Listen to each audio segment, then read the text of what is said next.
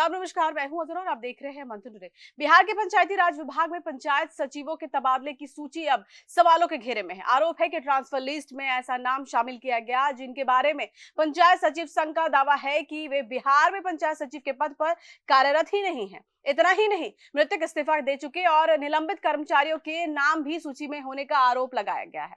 ऐसे में सवाल उठ रहा है कि क्या महज प्रशासनिक गलती है या फिर ट्रांसफर के बहाने किसी बड़े खेल की तैयारी। देखिए खास रिपोर्ट में। तो बिहार में पंचायत सचिवों के तबादले को लेकर शुरू हुए विवाद अब गंभीर आरोपों तक पहुंच चुका है।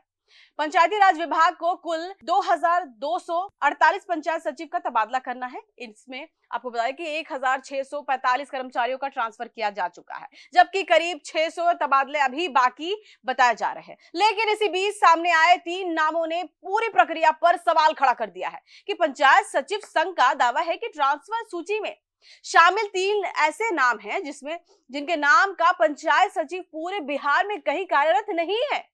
इन नामों में सूची का मतलब क्रमांक 1 पर अररिया के सुजीत है और क्रमांक संख्या आपको बता रहे हैं कि 761 पर नालंदा के दीपक कुमार और क्रमांक 791 पर नवादा के गणेश कुमार का नाम बताया गया है। संघ का आरोप है कि इन तीनों की पहचान और सेवा रिकॉर्ड को लेकर स्थिति स्पष्ट नहीं है। अब सवाल सीधा है कि अगर ये कर्मचारी पंचायत सचिव है तो इनकी नियुक्ति कब हुई, पहले कहां पदस्थापित थे, इसका सेवा जो रिकॉर्ड है क्या है, और अगर ये पंचायत सचिव है ही नहीं तो ट्रांसफर लिस्ट में इनका नाम कैसे शामिल हो गया। यही वजह है कि संघ ने पूरे मामले की जांच और इन तीनों की टीआई पैरेड यानी मतलब सीना सख्त कराने की मांग की है। विवाद सिर्फ इन तीनों नामों तक सीमित नहीं है। पंचायत सचिव संघ का आरोप है कि ट्रांसफर सूची में ऐसे कर्मचारियों के नाम भी शामिल है जिनकी मृत्यु हो चुकी है, जिन्होंने नौकरी छोड़ दिया है या जो निलंबित है। अगर ये आरोप सही है तो ये महज टाइपिंग या तकनीकी गलती का मामला नहीं रह गया है, क्योंकि सवाल है कि जिस कर्मचारी की मृत्यु हो चुकी है उसका ट्रांसफर किसके नाम पर हुआ है, जिसने नौकरी छोड़ दी है उसे नया पदस्थापन किस आधार पर दिया गया है, और निलंबित कर्मचारियों का नाम सामान्य ट्रांसफर सूची में कैसे पहुंचा।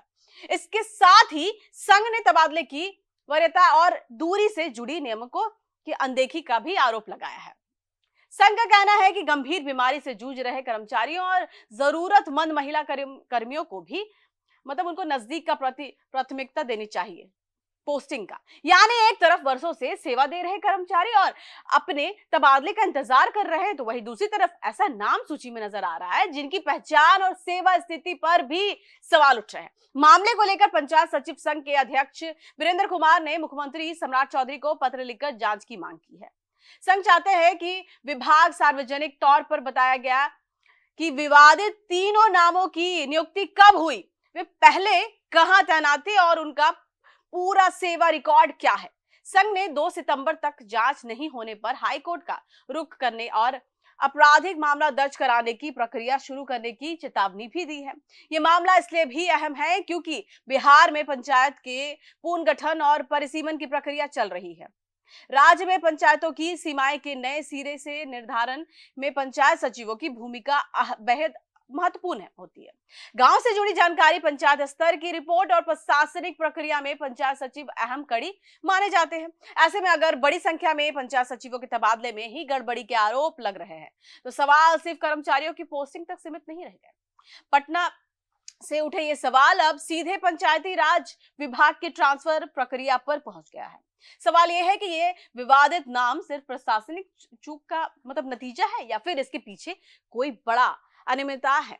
फिलहाल पंचायत सचिव संघ जांच की मांग पर अड़े हुए हैं और अब नजर विभाग के अगले कदम पर है। फिलहाल सबसे बड़ा सवाल यही है कि अगर पंचायत सचिव मौजूद नहीं है तो उनका ट्रांसफर किसने किया और क्यों किया, और अगर वे वास्तव में विभाग के कर्मचारी हैं तो उनकी नियुक्ति और सेवा रिकॉर्ड सामने क्यों नहीं आ रही है।